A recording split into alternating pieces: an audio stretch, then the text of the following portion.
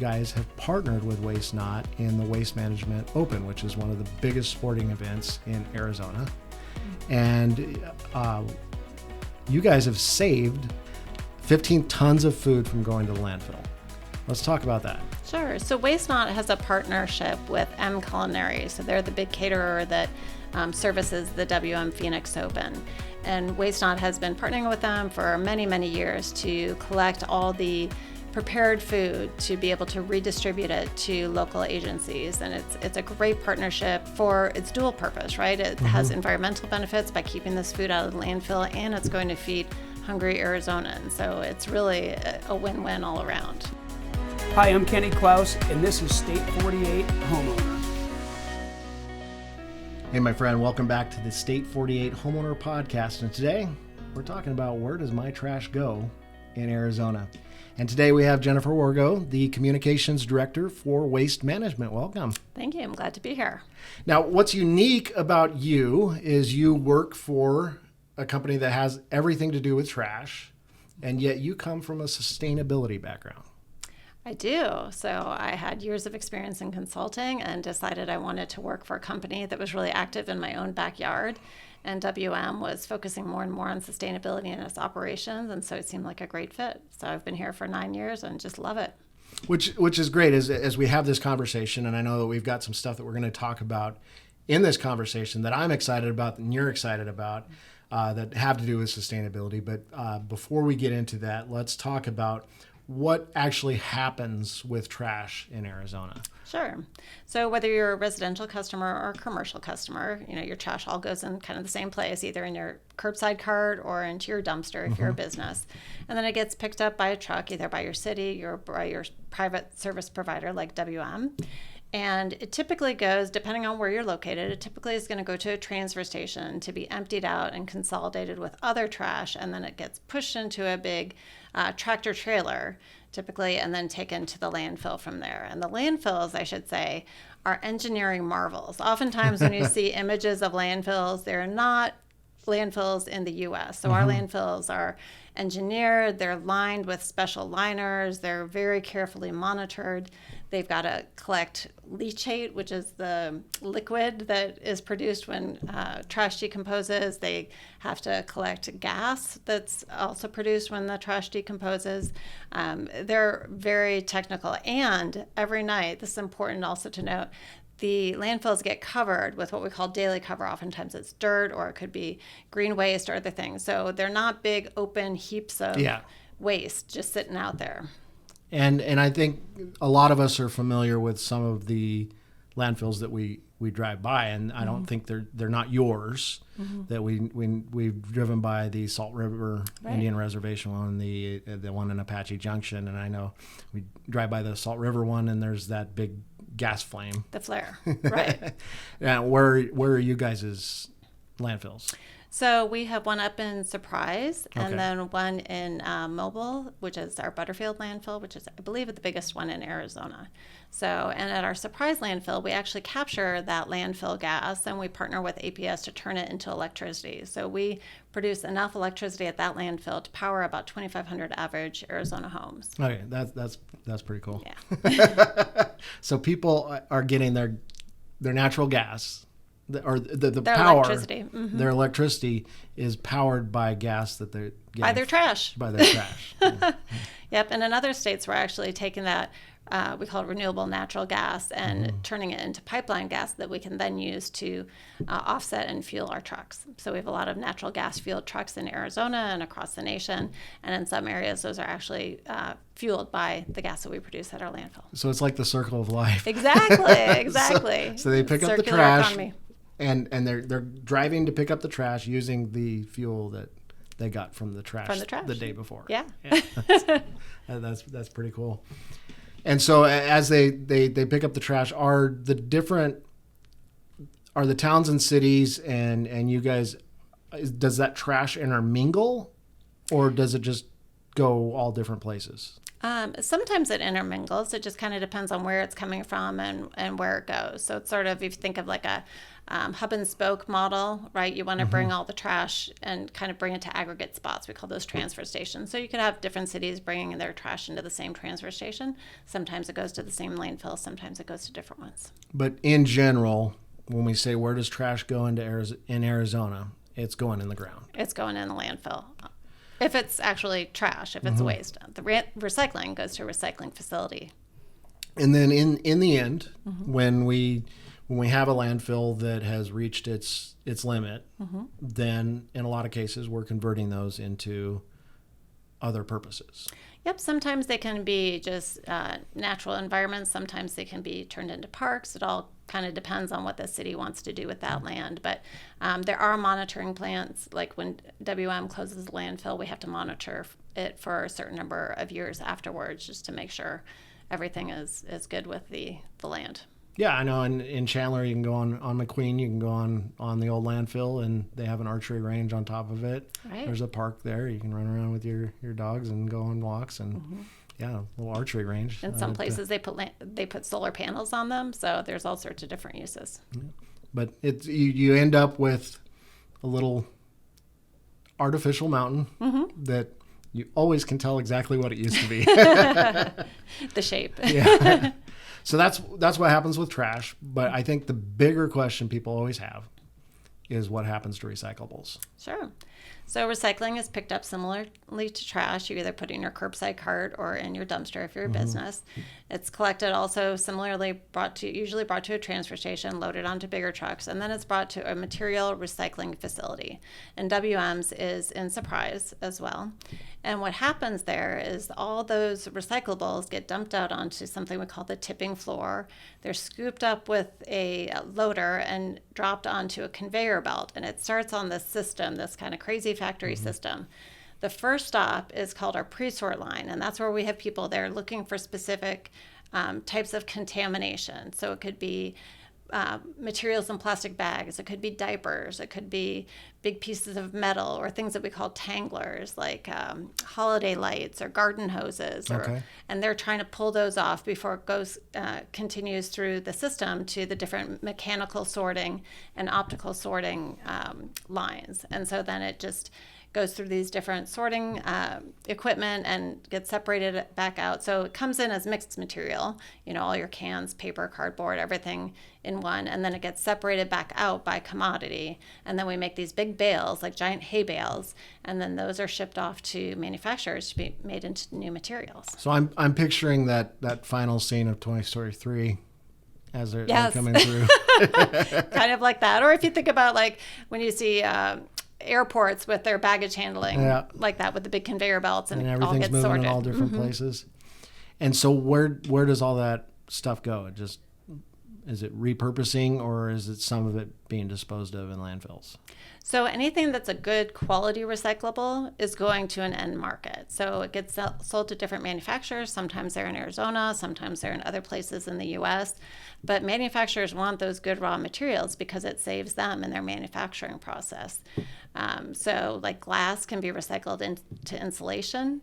Aluminum cans are back on the shelf usually within 30 to 60 days as a new aluminum can. Paper can be recycled into any number of things like, tissues, paper toweling, and boxes, of course, back into boxes. So they definitely have go on to their second life and get reused as new products. All right.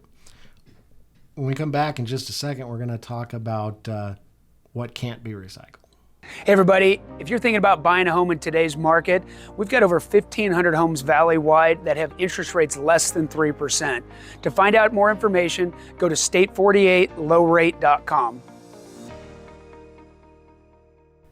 So what can't be recycled?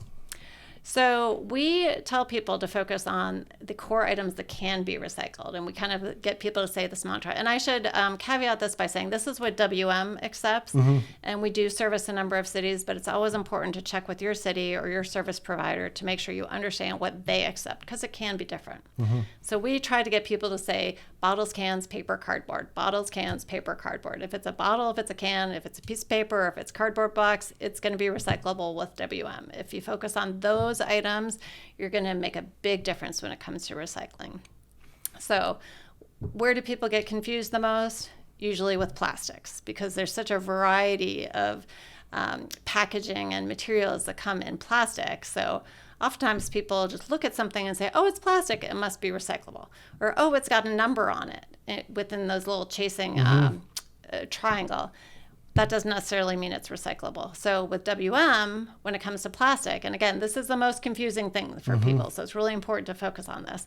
We say judge by shape, not by number. So if it's a bottle, like a water bottle or a soda bottle, if it's a jug, like an orange juice or milk jug or a laundry detergent jug, if it is a jar, which would be like a nut butter or a jelly jar, or if it's a tub, like those big salsa tubs or sour cream tubs, margarine tubs, those are recyclable. So bottles, jugs, jars, and tubs. If it's any other shape, it is not recyclable. So not with WM. So if it's like a plastic takeout container, if it's a what we call clamshell, those boxes that your berries, your berries, your grapes, your lettuce often comes in, those are not recyclable. If it's, packaging like foam formed packaging around like your Barbie doll, that plastic is not recyclable. So just focus on the shape. So what if people still put it in their recycle bins? So then it travels to the MRF, the material recycling facility, and then it has to get sorted out. So it just takes a lot of extra labor and equipment, and then we say it's a more expensive ride to the landfill because it goes to the MRF, gets sorted, and then it goes to the landfill after that. And the more people that do that, it's just going to raise the rates. Right, and it makes it lower quality material. So let's talk about some of the other things that we don't want to put in our trash. Sure. So a big problem is what we call tanglers. So plastic bags and bag materials should definitely stay out of the curbside cart. Now you can take your plastic bags and plastic film back to a retailer, and I think most of the grocery stores in Arizona typically collect plastic bags, and they do get recycled. But when they go through our system, they clog up those sorting stars, that we call it, and then we have to stop operations and cut them off the machines. So it's extremely inefficient. So we ask people to make sure they keep plastic bags and bag materials out of recycling. Other things would be, like we mentioned, garden hoses, Christmas lights, anything that we call a tangler. So those are big problems. And then, of course, food and liquid.